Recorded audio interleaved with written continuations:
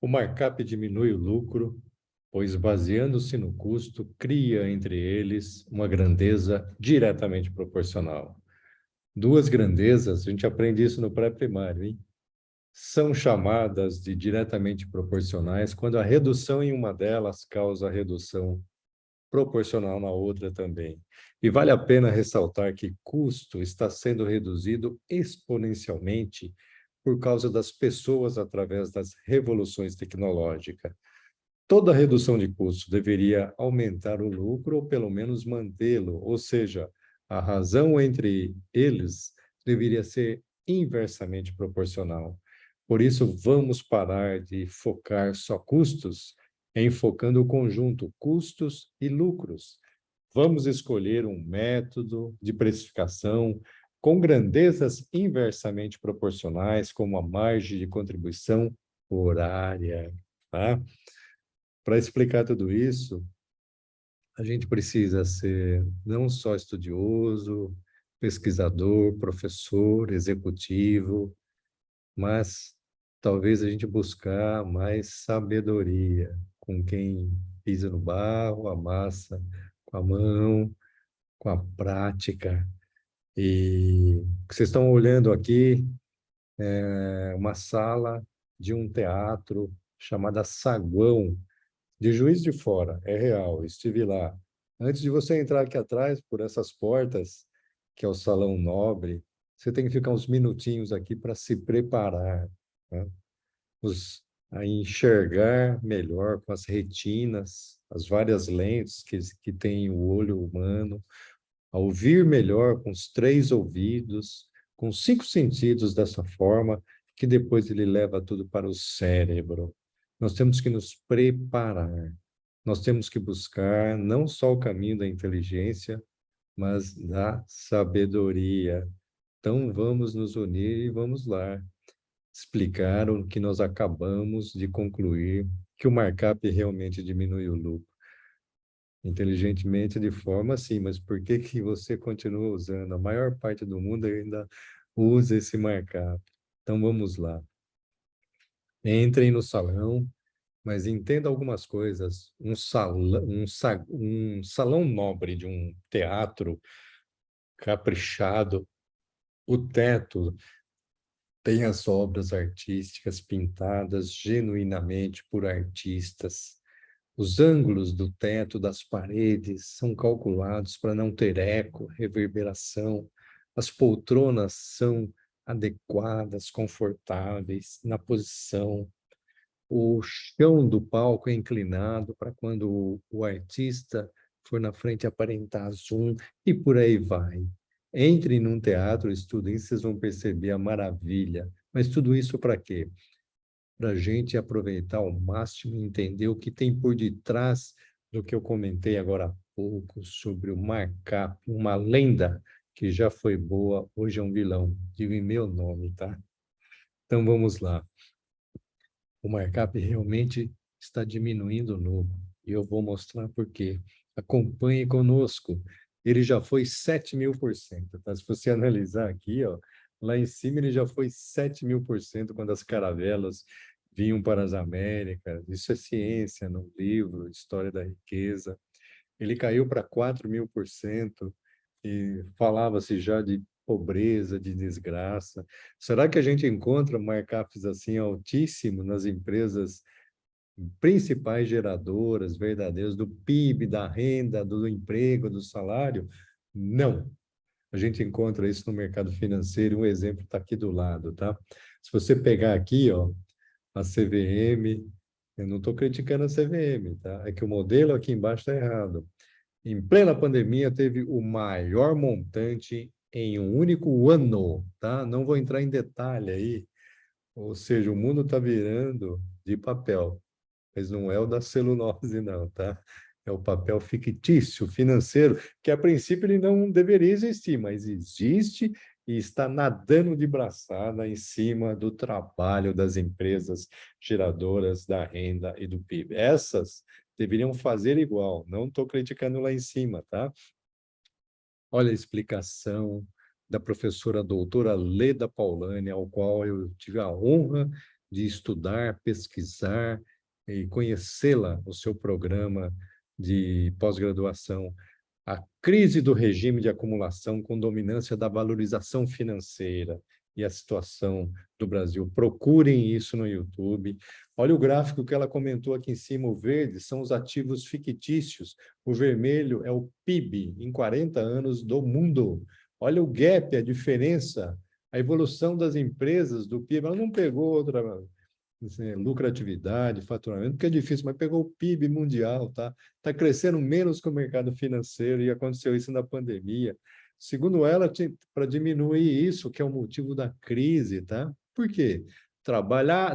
Se trabalha e não se produz resultado igual alguém que utiliza aquilo como base para ganhar dinheiro, que é o mercado fictício, tá? Que existe sim, tá?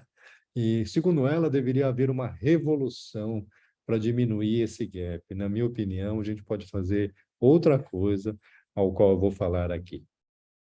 O que eu vou falar está baseado em 3 décadas. Eu sou o fundador da empresa, eu analiso todos os balanços dos nossos clientes. Temos 146 clientes, a maioria gigantes, grandes, médios, e de todos os segmentos, sem contar as prospecções, que para mim entrar num cliente, eu analiso pelo menos 10. E se fossem médios, grandes, seria por volta de 5 mil clientes. E um detalhe, durante 30 anos, eu olho para ver se eu encontro isso que eu vou dizer que não tem nas empresas e não encontro. Então, se alguém discordar de mim, por favor, me ajude, me fale, que eu escutarei com prazer e nós vamos ajudar o mundo num assunto que eu vou comentar, tá? Será que as empresas geradoras de renda do PIB têm retornos? Ou só comemoram o EBITDA, o EBITDA? Ou só comemoram um lucro líquido e calculado só pelos critérios fiscais? E aqui eu vou dizer uma coisa em meu nome, pois eu convivo com os maiores pesquisadores do país, os critérios contábeis fiscais emancipados por lei, isso é um poder e deve continuar, possuem vácuos e maus usos. Ao ser utilizado para pagar imposto, a pessoa tributarista, conheço empresa que tem 80 advogados tributaristas, dentro da lei, honestamente, dentro da lei, diminui a carga tributária. Mal sabe ela, se não conhecer contabilidade, que no fundo ela está reduzindo o lucro. E eu vou usar essa contabilidade para tomar decisão. Olha o conflito aí. E maus usos? Vou falar alguns, preste atenção, para a gente se assustar realmente, tá? Não tem mais a correção integral. Os ativos não precisam ser corrigidos, gerando depreciação insuficiente para repor tal bem. Olha que interessante. O dinheiro vem na empresa e se transforma numa máquina, tá? Uma máquina. Como ele não precisa ser corrigido ao longo dos anos, você está destruindo dinheiro, capital, não só a máquina, tá? E não tem depreciação suficiente, você tem que emprestar dinheiro eternamente. A situação da empresa hoje, quem está crescendo a custo de dívidas, tá? E a depreciação, na verdade, estaria aí para repor o bem e, se fosse corrigida, seria o capital corrigido. E o dinheiro iria para o mercado das indústrias geradoras de PIB e não para o mercado financeiro. Então, o dinheiro é inteligente, ele vai aonde retorna mais. O método de custeio e do absorção, que é a lei hoje, inclusive no mundo todo, esconde estoques de despesas fixas do período do mês, demonstrando assim um resultado errado, tá? Ou para cima ou para baixo. Não tem custo do capital empregado, tá? Você põe um dinheiro no mercado, mesmo um ruim, ele te faz pelo menos a inflação. Não tem isso na contabilidade, tá? Os demonstrativos param no lucro líquido puramente apontado pelos critérios fiscais, ao invés de usar, por exemplo, o lucro econômico, o EVA, que, aliás, não é instituído no fiscal, tá? Que já tem há mais de 80 anos. Então, eu concluo aqui que os vácuos e maus usos dos critérios contábeis fiscais, eles são os responsáveis por apresentar um limite de lucratividade mínimo, insuficiente para compor o preço de venda, onde ainda reina o lendário, hoje, na minha opinião, o vilão, o markup. Uma caixa d'água tem um ladrão que, quando chega naquele lá, ela desliga automaticamente. Você precisa aumentar um pouquinho, porque o critério fiscal está mostrando um pouquinho antes. Não há condições de ter retorno, na lucratividade, de chamar o investidor, o dinheiro para lá, e, consequentemente, geração de caixa próprio, capital próprio, crescer com o capital próprio, aumentar a renda, os salários, tá? E o que é preciso para fazer isso? Primeiro, eu vou me ater aqui ao tema só do markup, tá? Que é um tema principal. Formar preço é do presidente, e todos devem ajudar. Entre o custo de um lado e o lucro do outro, há uma grandeza diretamente proporcional. A gente aprendeu isso aí no primário. Diminui de um lado, ele também diminui do outro. A gente tem que usar uma inversamente proporcional. Diminui de um lado e aumenta o lado, tá? Então, vamos buscar metodologias de price que faça isso, tá? As pessoas, através da tecnologia, reduzem brilhantemente o custo, tá? E, de um outro lado, sem elas saberem, né? Quem está reduzindo não sabe o critério o econômico, financeiro, na hora de formar preço, reduz o lucro, o caixa, o capital próprio e assim por diante, tá? O markup destrói a tarefa nobre de redução de custo. Em relação ao século passado, a esse século, a tecnologia proporcionou 20 anos a mais de vida, na idade de vida média do ser humano, tá? Não vou falar de inteligência artificial, que ela copia os 5 sentidos e poderia salvar grande parte das crianças do mundo através de aplicativos que conectam 1000 bancos de dados de hospitais infantis. Só não é realidade, falta dinheiro, ou seja, a tecnologia do lucro está arcaica. Conceitos de 80 anos atrás ainda não são utilizados. Diferente do mundo da tecnologia, que eles nem testam direito, todo dia tem novidade, todo ano tem novidade. O que adianta, de um lado, eles melhorarem e, do outro, serem segurados pela tecnologia do dinheiro, que está limitando e não proporcionando uma prosperidade econômica financeira no Brasil e no mundo, tá? Vamos falar um pouquinho mais do markup. Se você pegar aqui, ó, vamos comprar uma camisa. Paguei 100, markup 100, markup 2, vai para 200. Paguei 100, tenho 100 de margem. Não vou nem falar lucro, tá? Que aqui é mais fácil, o lucro é menor. Na pandemia aconteceu algo estranho? Não, você só percebeu, teve aumento médio na matéria-prima de 70%. É como se fosse assim, comprei uma camisa, vamos vestir essa camisa. E ela teve 70%. Eu percebi, lógico, porque foi num ano eu percebi 70%, tá? Presta atenção, quem convive 10 anos com o filho, todo dia não percebe que o filho cresceu. Se o tio, que não vem há 10 anos, vem em casa, ele vai falar e se assustar, puxa vida, como seu filho cresceu. Você planta uma semente e transforma em árvore, você não vê a semente e a árvore crescer. Por quê? O óbvio, aos pouquinhos, é invisível, é o que acontece com o markup. Mas, Kassai, eu vou realinhar o markup e aumentei um pouquinho. Aí você vai se assustar, tá? Aí você vai se assustar.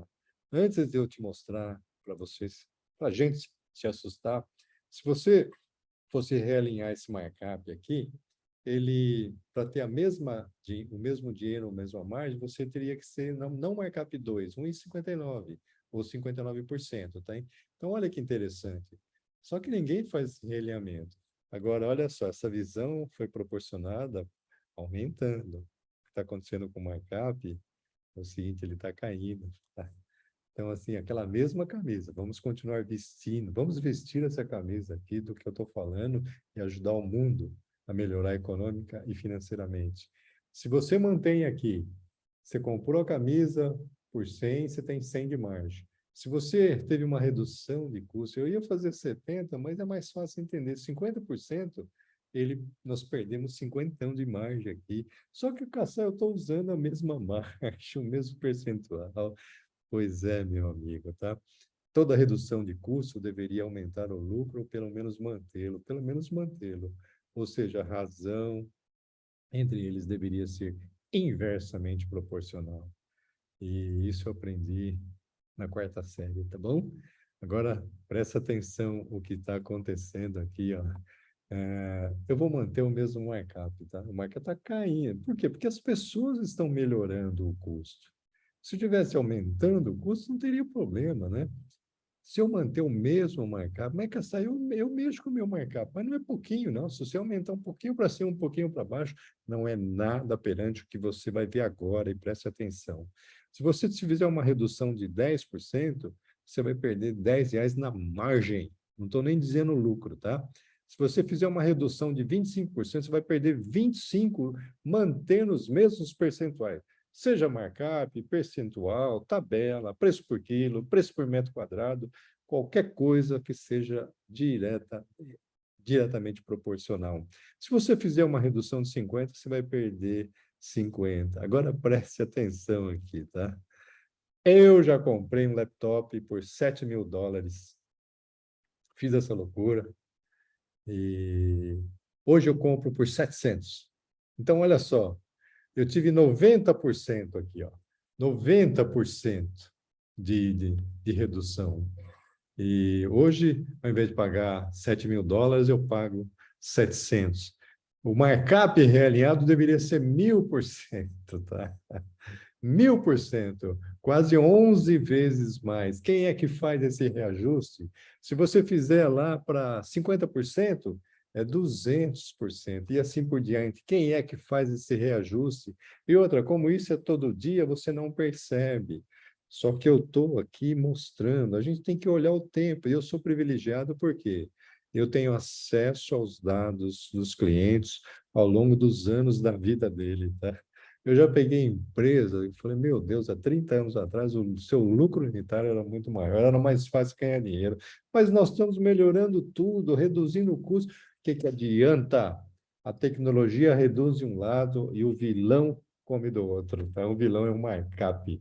É medidas com grandezas diretamente proporcionais, ensinado no primário. Tá? Vamos sair disso. Vamos usar outras medidas mais inteligentes, porque o mundo não usa. É por isso que eu estou fazendo esse convite. Nós estamos aqui num salão nobre de um teatro e vamos perceber isso, tá? O que eu estou comentando?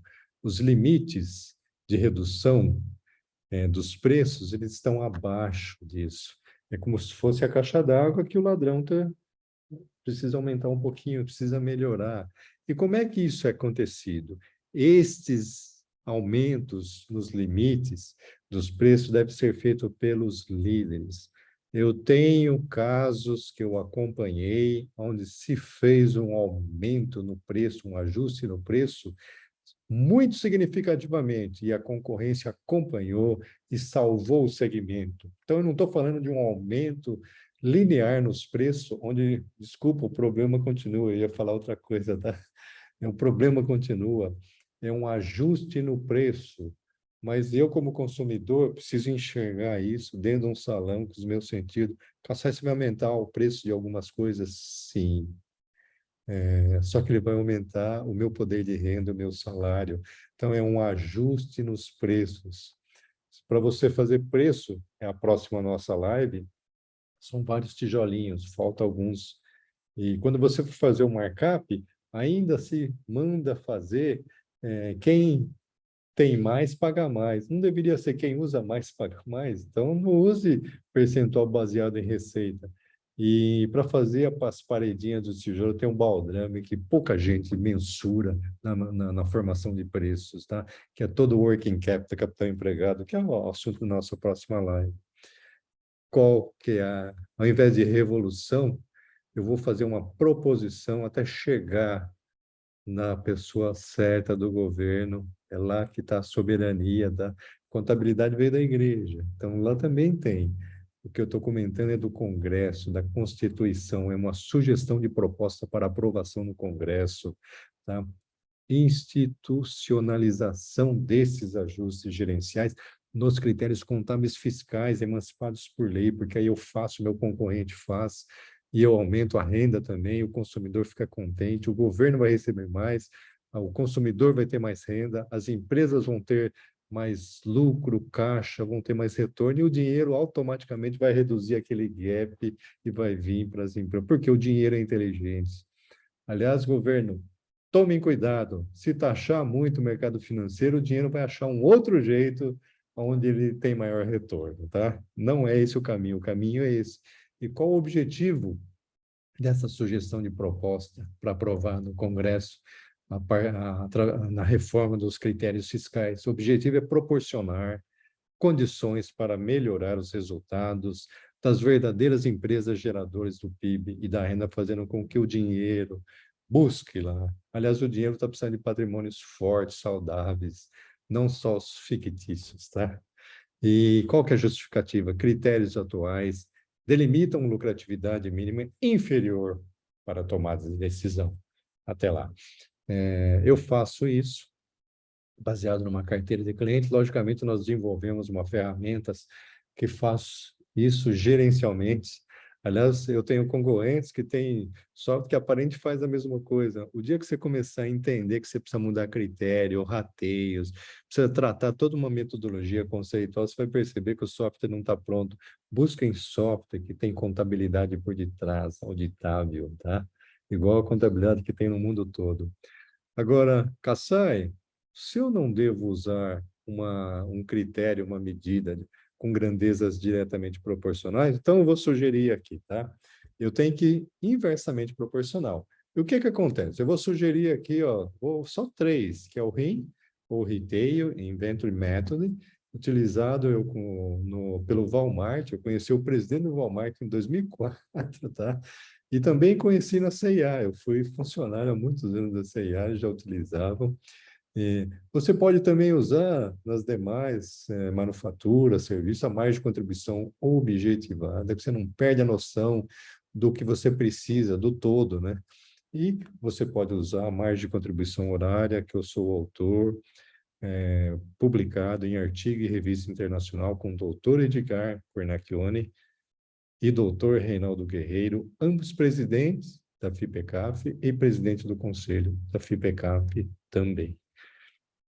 E estamos lançando, o nosso DNA está nas empresas de gigantes, grandes, médias e empresas. Eu estou lançando um programa para o pequeno cliente ter tudo que tem o grande cliente através de compartilhar uma implantação e educação com várias empresas ao mesmo tempo, tá? Nos procurem para saber mais desse programa, porque a soma de de altos volumes de empresas pequenas são as empresas gigantes que precisam saber disso também, tá? Até lá, até a próxima live. Muito obrigado.